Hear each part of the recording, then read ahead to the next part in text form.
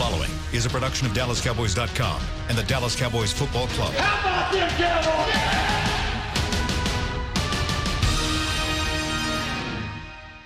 This is Talkin Cowboys. Streaming live from the Dallas Cowboys World Headquarters at the Star in Frisco. Handoff, Elliott plowing to the goal line. Barry, sacked by Lawrence. Prescott keeps it, and he bangs it in for the touchdown.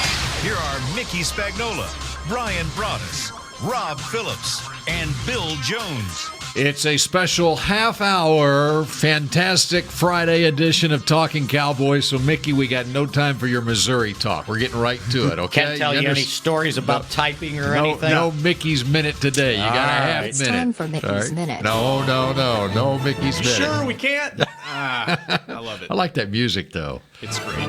Kent's genius. Ken Garrison at the controls. Howdy, guys. I'm Bill Jones, Brian Broaddus, Rob Phillips, and Mickey Spagnola. And a big day here as a press conference is set up upstairs in the atrium area, a noon press conference where Jerry Jones will make an announcement. A football-related matter will be discussed.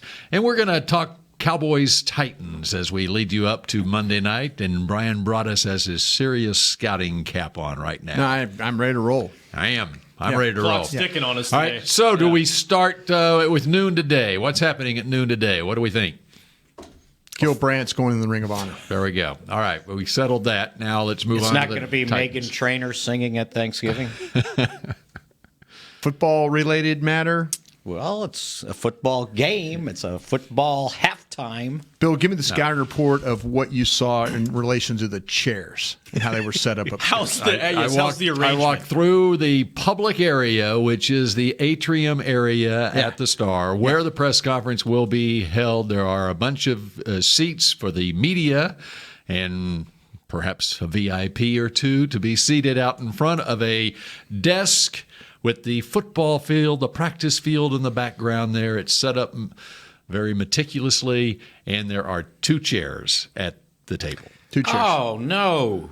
It's not Wittenware and Romo? Well, if it is, then Tony is not doing a game this if weekend, there by is the a way. seat for Jerry, and if you're putting three in the Ring of Honor, two of them are going to have to stand. Yeah. Well, wait. Now you can't rearrange the chairs by noon. You can't add a couple. It's a pretty small. It's a pretty small desk, though, isn't it?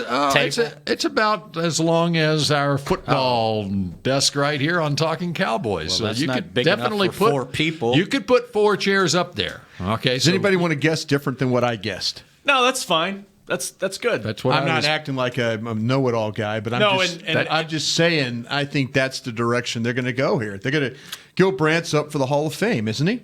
Yes, he is. Yeah. He is already a finalist on the seniors committee. Yeah, let's get Gil Brandt in the Hall of Fame. Yep. What's interesting is if this is in fact that, right? Yeah. Usually when Jerry makes an announcement for the Ring of Honor, it's back in training camp, and they kind of use it as a way to sell tickets. Hey, come on. So we don't, if that's the case, we don't know what game it would be.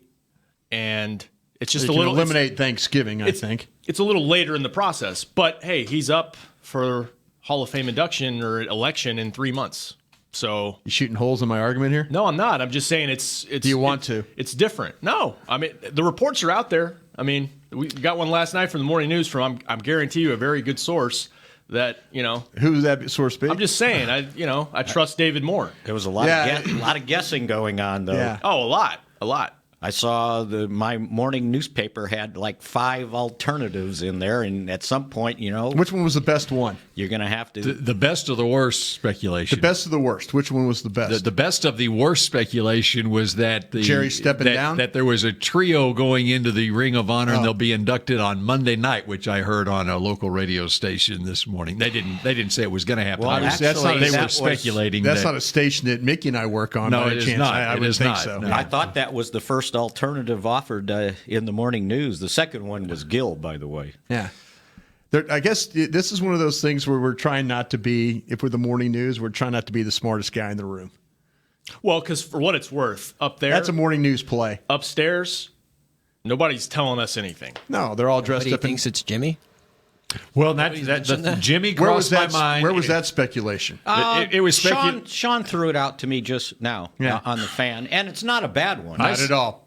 I speculated it in my head that the timing of it's a Friday, and Jimmy lives in Florida, and he's makes his cross country commute to LA, and this is be a nice pit stop on the way. So, gosh, it's just trying to come up with every theory possible. So you don't think Jason's getting fired or anything? How about an extension? Or an extension?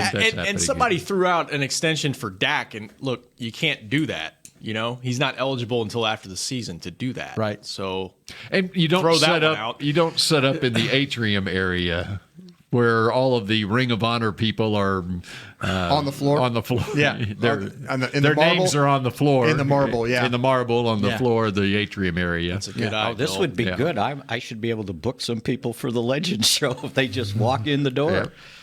Yeah, just have your business Way card to be ready. selfish, Mickey. Hey, you got to think ahead. Yeah, well, that's good. We got 2 Wednesday night shows. All right, so we've got Thursday 4 game. votes for Gil Brandt. I'm. If I was a betting man, which I will at the dog, not the dog track, the horse track. Mickey's the dog track guy. I will bet on Gil Brandt. That would be my bet. That's a popular one on Twitter too right now, so I'll go with that too. I'm going with Megan Trainor singing at Thanksgiving. All right. There's Are you Mickey's. really? No, he's not. He's not. We haven't had that announcement. I just read that Charlotte did like a press conference or something. Yeah. But I haven't seen any mention of it. I will say this: I would like to see if, and I do think it's probably Gil, and I would like to see Gil go in with a couple of players from his era. Harvey Martin would be my first one, and it would be. I would like to see Ed, Too Tall Jones, Harvey Martin, and Gil Brandt go in. I'm not saying that's going to happen. What obviously, about Everson Walls? And then I would like to have a combo platter of now we're sounding like the Buffalo Bills defensive backs. Okay, Where everybody gets in. Oh my God! But they're all deserving, right? Then I'm going with a combo platter from the 60s, 70s, and 80s of Cornell Green, Charlie Waters, and Everson Walls, and then you take care of that era of the Cowboys, and you can focus on the 90s. And I'm going to say I'm grateful that the fact that they're acknowledging Gil Brandt. Yes. How about that? Yes. And I'll say I'm glad that they keep it exclusive and that you don't walk into AT&T Stadium and you look up there and you go, who's that? Yeah. Because I can't tell you how many stadiums Oh, we St. go Louis is to. famous for that. St. Louis Rams back in the day, they had St. Louis Cardinals. Well, the Redskins are pretty famous for it, and Denver Kansas City's Broncos. got a bunch. So with Denver those that I mentioned, would you look at the stadium and say, who's that? Ed Too Tall Jones. No, you Harvey wouldn't. Martin. No, you wouldn't. If you were my age. Cornell Green. If you were Charlie my age, Waters, you wouldn't. Everson Or Walls. your age. Well, Who are you? Rob's That's right. generation of folk, probably. Yeah, well, I've learned about it just So we working need here, to but educate people Yeah. on what these people accomplish. No, and I absolutely agree with you. I think the average fan that's 20 years old has no idea Exactly. about the 70s, That's why except they for need to Roger be- Staubach. It's like That's when why they Calvin need to be Hill comes educated. walking through here. But, Mickey mentioned the exclusivity of it. Is there a single member of the Ring of Honor that was not part of a championship team? Don Perkins. Is that the Don only one? Meredith. Don Meredith and Yeah. Don Perkins. Yeah, those Okay. are the two. Out of 20 or Well, however many are in it? I Okay, forget how depending many. on when you get to this next crop of Romos and Well, I'm just saying to this point. I mean, that shows you how exclusive this thing is. Don, Yeah. yeah, see, they and were that part was- of championship games, not winning games. And that is the knock against Everson Walls as far as his Cowboy career is concerned, and where Everson is a better candidate for the Pro Football Hall of Fame than the Cowboys Ring of Honor because he played for a Super Bowl champion with the Giants. Nothing wrong with that. But I'll throw out on Cornell Green. All right, he was a 5-time Pro Bowler, and he played on those Super Bowl teams, whatever. I think he's been overlooked throughout time. You look at Charlie Waters. him or Harvey Martin. And I like Harvey Martin, too. I mean, I got those all in the same group. So And I got Too Tall Jones in the same group. who's up there? Who's up there? And that's why I said I got Too Tall and Harvey going in first, if I was doing it, and then I would do the DBs after that. So I'm doing this off the top of my head, and I may be wrong. 21 of those gentlemen, right? Okay, there's 21 of them. Right. Who's got stats up there that'll never be matched? Emmett Smith. Besides Emmett? Granted, right? Yeah, I don't think his record. Tom Landry's 20 consecutive winning seasons. What's Belichick at right now? He's close. Yeah. But after that, has anybody got stats up there that would match Everson Walls' interceptions? And how many does he have? He had 46 with the Cowboys and over like 50-some in his career. And think about this. Who's going to lead the Cowboys with interceptions this year, and how many? And a lot of that is it's a different game now than what it was then. And they're not getting interceptions. Right. If somebody gets 3 this year, we'll sit there and go, "Oh, that guy deserves an extension." Right? All right. Everson had 57 interceptions in his NFL career. All right. 11 in his rookie year, though. Well, Right. and 9, That's crazy. and he had 9 and 8 and 7, and he led them in interceptions like 3 times. And one of those years was the strike season in '82, when they only played 9 games. And with the Cowboys, he had 44 interceptions. Now let me I was throw close. Let I me said throw 46. Charlie Waters out there. All right. Charlie Waters, and I think this is great. Charlie Waters had 41 interceptions in the regular season with the Cowboys, and of course he wore number 41.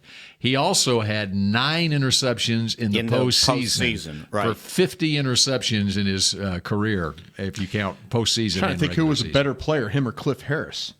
Well, Cliff Harris clearly was on the all-decade team in the 70s, and but and if you're basing this on numbers, Cliff got the accolades. Yeah, I'm that's just saying, though, when you're looking at stats, people will have more receptions than Michael Irvin, not more Super Bowl titles, right? Right.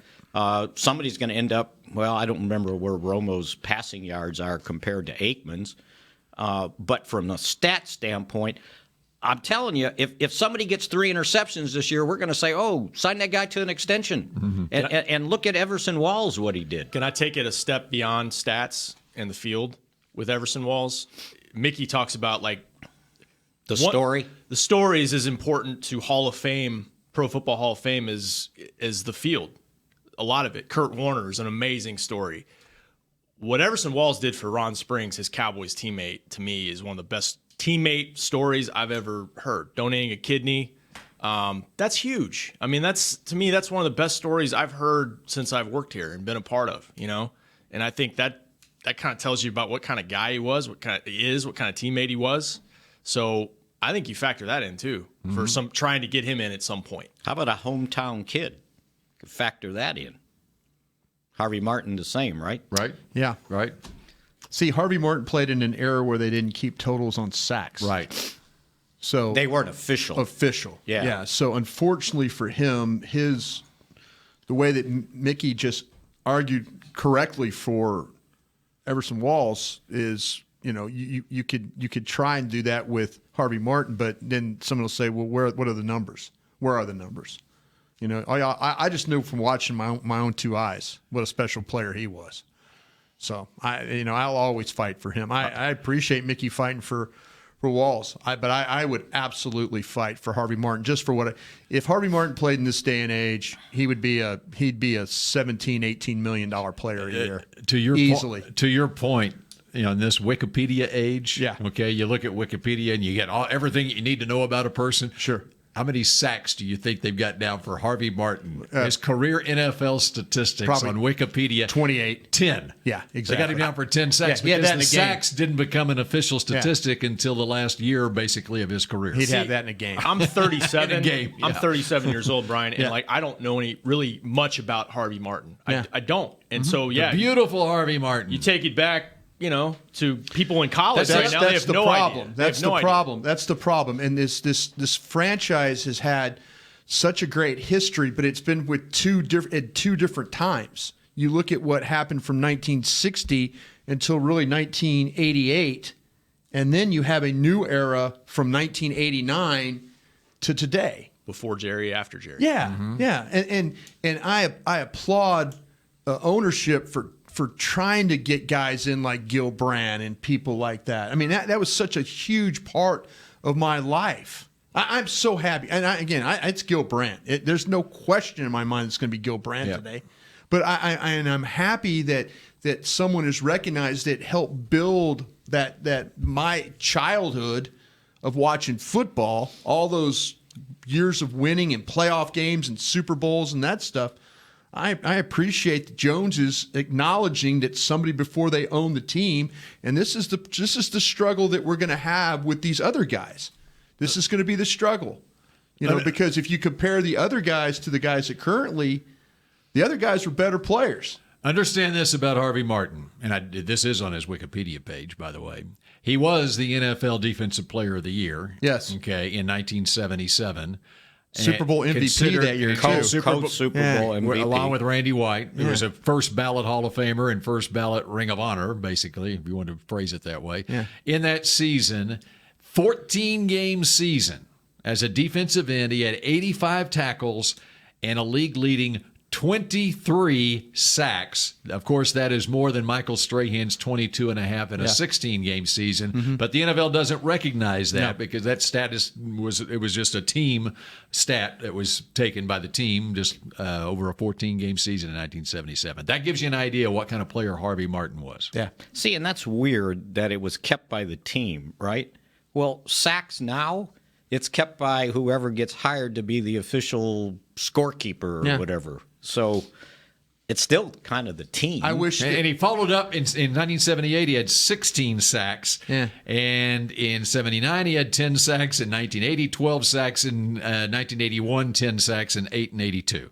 And 82 was the strike season. Exactly. Yeah. So it was a 9-game season. Yeah. But that's when the official And sacks that's when this began. Yeah. And so that's why he's only got officially credited with 10 sacks in his NFL career. That's crazy. Crazy to see that. So don't believe everything on Wikipedia, right? Although that was on Wikipedia. You have to read the story, though. You got to read the whole thing. I believe my own eyes when I saw him play. Yeah. That's right. So we've cleared that up. Now we move on to Glad we figured David it out. Irving got hurt yesterday. How concerning is that? Well, anytime you hear a high ankle sprain, it's concerning. That means several weeks, if indeed that's what it is. Yeah, Yeah, this is if that's what it is. Isn't this just chapter 17 of the Great Mystery Man? If it's not What's the one title thing, of it's that? another. What's the title of that book going to be? It's always Coulda, woulda, shoulda. It's always something. Always something is even a better title, Mickey. That's a shame. It's a is. shame. And It you know is. what? And but then again, I wouldn't be surprised if Sunday rolls around and we talk about him playing on Monday. Because he's just kind of a different guy, right? I mean, Yeah, kinda. he just show up after not being around here for Freak of weeks. nature guy, and Yeah. then, there's so many things. There's just so many. It's like you just want to fall in love with the player and you can't. You can't. because of his talent. It's just Well- dominant talent. And you got this idea, somebody, gosh, what's this going to do to the defense and da-da-da. And I said, he's played 2 games. Yeah. 2 games. But he is a game changer. Oh when he's out no! there. But it He is seems a game like changer. it seems like he's been here all Potentially? this time. well, Potentially. potentially, Yeah, potentially. because he's not always there. That's the biggest problem. That to me is the biggest problem. The reliability, the lack of the lack of reliability there. I want to cheerlead for that guy so much, and he's a heartbreaker. He's a heartbreaker. If I was working in personnel, he's going to break my heart again. Yeah. Here we go.